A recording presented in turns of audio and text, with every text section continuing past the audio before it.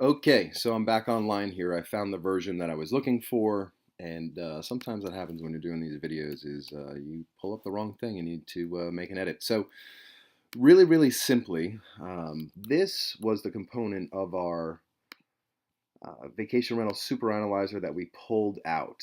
So we pulled this out right here and really took a deep dive and look at the annual operating expenses and categorized them and went even a little bit deeper. So if somebody's using this sheet, the way it's designed is that they should only be inputting in these blue areas. So they should put their property, number of units, the square footage, the annual revenue, and even have a bonus for you. Even have a bonus for you if you're concerned saying, oh, I don't know my annual revenue, or how do I get my annual revenue? I will introduce you to a simple rental income calculator. There's a tab down here that we could use some metrics and different things to help get you there. So to break down the different operating expenses in a vacation rental business, the first thing we're going to look at is the administrative and make-ready costs. So what are these things? These are things like software systems. We use a technology called Smart B&B that automates a significant proportion of our guest communications.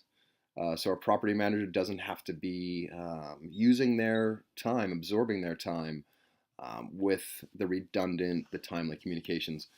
We're also big on welcome gifts. We believe in leaving a welcome gift to our guests. That's something that helps with rapport, elevating the relationship, and so that's something that we do. Turnover cleaning. Every vacation rental business is going to have a turnover cleaning expense, and that is going to be one of the bigger line items. We also do property inspections. Not everybody does this, so this may or may not be a line item for you. But we do inspect our properties for the experience and to provide feedback for our cleaners. Cleaning products. You're going to have a cleaning product inventory, which is going to be necessary. Things like your 409, your Clorox cleanup, magic eraser, those sorts of things. Your toiletries, we do provide some shampoo, and we provide our branded soap, our Live-Swell soaps. So we have a budget in there for that. Paper products, you don't want somebody showing up to your house, having to go to the bathroom and doesn't have toilet paper. So we do provide toilet paper and paper towels to get people started. There's going to be replacement things. Things do break in property, so we have a budget in there for that. And this is actually the budget for the Avalon Beach Bungalow, the one that I'm going on over here, which is one of the top ranked Airbnb properties in our marketplace. And this is how it operates at a high level. So we also have replacement linens, bath towels, replacement batteries, candles, emergency items. Your internet. Oh my, if your guests do not have internet these days, you're going to hear about it. Streaming media or cable. We do use Roku. Sometimes we use cable in different scenarios, but you're going to have a budget for that. We bonus out our staff. We believe in providing performance incentives. So we do bonus our cleaning staff, a budget for a deep clean. You have office equipment, supplies, if you're putting up labels, double-sided tape, things like that. Corporate entity upkeep. We believe in asset protection and entity structuring. So we are established as a corporation using trusts. We do use accountants. There's bookkeeping expenses. Doesn't really apply for us, but I put it in here because there are individuals that have homeowners association fees, and that's important to capture that. So those are the administrative and make-ready expenses, and the cool thing about this sheet is we're open to feedback, and we've built this. Unlike a lot of other sheets I've seen, is that it's we can adjust it. We can add in expenses. We can take out expenses. There's a lot of flexibility in this sheet that was specifically designed for somebody that wants to operate their business at a high level. So advertising and promotion is the next category of expenses that we have here. So there's Airbnb fees. Those are the service fees that they charge us. There's we also list on HomeAway, and we use the HomeAway subscription, and that's in the $600 range per year. Some people have referral fees. There's Google advertising, social media advertising, other advertising. We don't do a ton of that specifically for the rental, although we are engaged in social media. You can follow me at Beach Bungalow Boy on Instagram, or you can follow our company and see what we're doing at live_swell.com. We are going to have repairs and maintenance. Failure to budget in repairs and maintenance is going to be an unpleasant surprise for people, especially in vacation destinations, because they have natural disasters, things like this. So landscaping, general repairs, if you have a pest treatment program, decks sometimes need preservation and treatment, and we pump our septic every year, so we put a budget in for that. Insurance is a big deal. And in the vacation rental business, insurance is a little bit different. A lot of short-term rental activity is classified as business activity, and it would be wise for people to carry the proper insurance. And we'll have some content on our blog about that at some point, the type of insurance that we use. So we have property, we have liability insurance, we have hazard insurance, and all the different insurances that are going to go into the situation. Utilities, right? This isn't a long-term tenant. We're not passing on the electric bill, so we're paying for it. And so we got to pay the electric bill to keep the lights on. We got to pay the water bill. If you're providing grills, you might have a propane tank fill expense, or if you have gas at the house, you have that. Trash removing and recycling, we pay another $100 a year for a recycling bin, which some of the guests seem to value, not all of them. And then you have property taxes. Now, this little scenario right down here, we put the category as other expenses. The way to operate this one is right here. You input what your percentage is of your management fee, and it would calculate it. So exactly, actually this is happening right here. So we have a pretty lean scenario. We've been doing this for a while. So we're about in the 8% range. For this particular property, we're paying management expenses of about $3,500 a year, given our process and our system. So typically this is a little bit higher, and something that can be played with and tweaked. So, and there's also a reserve input here as well. If you do reserves, you can input a reserve here in this other expenses category. And this final section right here is calculating up all this. So total admin and make ready is $10,850, advertising promotion $1,600, and it's adding them all up to give us our expense number. So there's our vacation rental expenses calculated up. This is a different section right here. I would encourage not to use it, but if the person did want to override the expenses and put in a direct number, that's possible with this sheet. So we can look at the summary right here, which takes that last thing that we took a look at right here, the totals. Then we have a pie chart. And the pie chart shows the significant expenses. So 41% of our expenses for the Avalon Beach Bungalow are in administrative and make-ready expenses. Our management fee as a percentage of the income, as a percentage of the total expenses is 13%.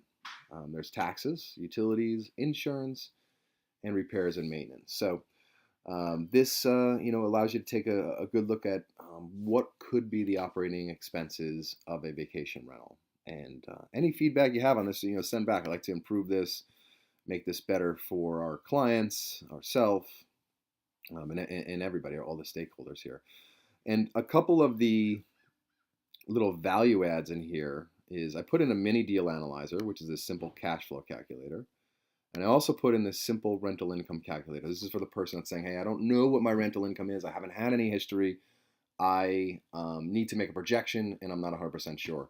We have a little bit of an advantage. We've had years and years of renting properties. We have the results of those, and we also have multiple properties. So we get to see a lot more of what things look like. But I can tell you that if you do use something like this along with tools out there that can provide you some more, I don't want to say 100% accurate data, but some more valuable data, it could be valuable. So it's really, really simple right here. What you're going to do is just put, what you're projecting the number of days are rented in this unit. So we have a little bit more of a seasonality effect, and this is not accurate for our Avalon Bungalow. We actually rent at about 50% occupancy this time of year, and I can kind of show you our quarter one. This was not Avalon This was 3 of our rentals in the Kill Devil Hills market. The market average rate was 25%, and we were at 52%. So um, this is just to show you, conceptualize what could happen here. But the reality is, even in seasonal scenarios, people have the ability, if they market their properties well, they have some of the best properties. They can rent in the off season, which we actually do. We actually take in quite a bit of revenue. But for the purposes of this, what you're going to do is enter in how many days you think you're going to rent in these different months of the year, and then you're going to put in, what's an average daily rate. So ADR is average daily rate. That's a metric in the hospitality, the vacation rental industry, and it's just your average daily rate. What are you getting on average for July? 290. August, 290. Some cases they're higher, some cases they're lower. And what this will allow you to do is now take up the total revenue based upon the number of days we believe we're going to rent it per month, and come up with some sort of a projection of rental revenue. Now, what's important too is to recognize that vacation rentals have other income opportunities. We strategically list pet friendly. We love pets. My black lab is sitting right here next to me. She's in her circle position. She's sleeping while I pet her, while I'm talking to you. And we love to bring our pet on vacation with us. We know our guests do, and it provides a way for us to add more value to the vacation rental experience. Now, you do have to be prepared for that. We wrote an article on that. You can see on our blog, but we do collect a significant amount of additional fees from pet fees throughout the year. So this takes, total annual revenue in a scenario like this around $42,000. So this should give you an idea of how you can project the rental income.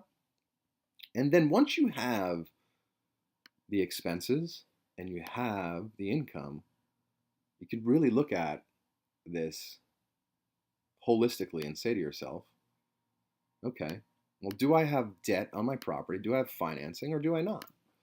Most people have debt on their property or their second home or their vacation rental home. It's okay. We believe in using debt. Debt to us is an accelerator of wealth. And in the book Vacation Rental Confidential, we actually talk about how Warren Buffett teaches us to short the US dollar using the 30-year loan. Warren Buffett has all the money in the world. He can buy every house cash if he wanted to. And there's many examples, a lot of video out there that shows Warren Buffett showcasing that he would purchase real estate with debt, even though he has the ability to buy real estate cash. Why? Because it allows a person to short the US dollar. It allows us to accelerate the production of wealth. So really simply here, that's an aside. What you're going to look at is what's your principal and interest payment. There's your annual financing cost. This times 12. And then you can say, okay, what's my total revenue? What's my operating expenses from your operating summary? What's your financing costs? And what is your annual cash flow? And so we at Live-Swell only believe in investing in properties that can show us an annual positive cash flow at the time we purchase them, unless there's another really, really good reason. So hopefully this demo, gives you a look at, hey, I can build my own vacation rental expenses calculator. And this is how I would do it. Or you can have an opportunity to get access to this one. But then also make sure you're taking a look too at your cash flow. Are your expenses truly covering all of your, are your revenues truly covering all of your expenses and your financing costs? If they're not, the person is hemorrhaging cash, and they have to come up with additional sources of income to plug those gaps.